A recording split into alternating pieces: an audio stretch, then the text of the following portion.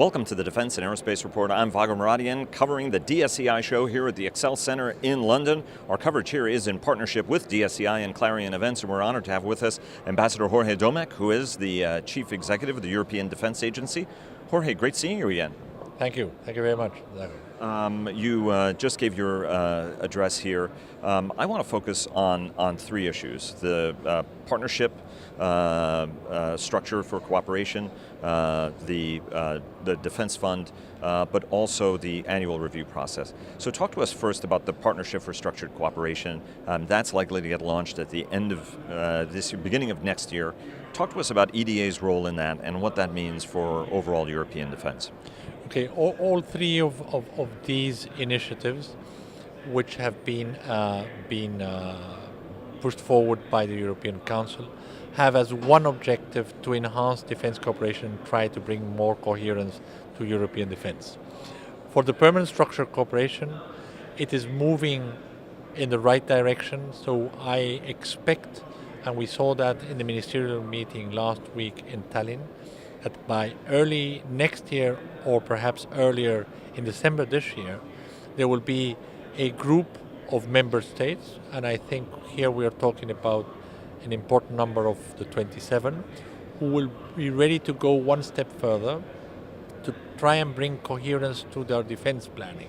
We are not talking about a European army, but we are talking about a group of member states who want to really make their defense plans more coherent, do more things together, and that they will be undergoing an annual assessment of their commitments. It is really going into what I call a marriage in defense. And there will be an agreement on a set of criteria and commitments that will be part of the decision that will be adopted by the Council early next year, late this year. And EDA will have three main tasks in taking this forward. First, to give its advice on the projects that will be developed within the European Permanent Structural Cooperation. Secondly, to be used as a platform to support the development of these capability development projects. And the third, we will be the Secretariat, as foreseen in the treaties, for that annual assessment that Council will have to consider to see if Member States have checked and really delivered on their commitments. So that is a very important step. It was there in the treaty. Some call it the sleeping beauty of European defense. Now it has finally woken up. It will be a process. And in that process, we are also launching something which would be very important. For the first time this autumn, we will have a trial run of the Coordinated Annual Review on Defense.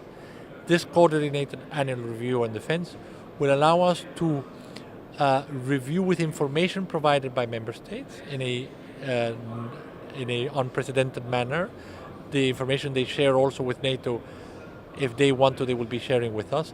We will be looking into defense spending, how that reflects the different benchmarks which have been agreed. We will be looking into how that investment is translating into capabilities which correspond to priorities, and we will bring to the table in that annual report, the first one of which will be brought to ministers in November 2018, where there are possibilities to do that in cooperation. In fact, you know, we have our capability development plan, you have the priorities. It was more of a static instrument. Right. What the card does is really bring to the political level at a regular interval, every 2 years, a photograph of things which need to be done and haven't been done to match the needs of European defense. And this is something which you've made this point numerous times, that this isn't in competition with NATO. Rather, it helps Europe and the EU nations become better NATO partners. Absolutely. In NATO, as you know, we have the Defense Investment Pledge with the national plans that will be considered in this fall. We will be taking that into account. But as I've explained today, this is looking more towards enhancing cooperation, making cooperation the norm. In the case of NATO, we are looking more into the burden sharing picture. So it has completely different objectives.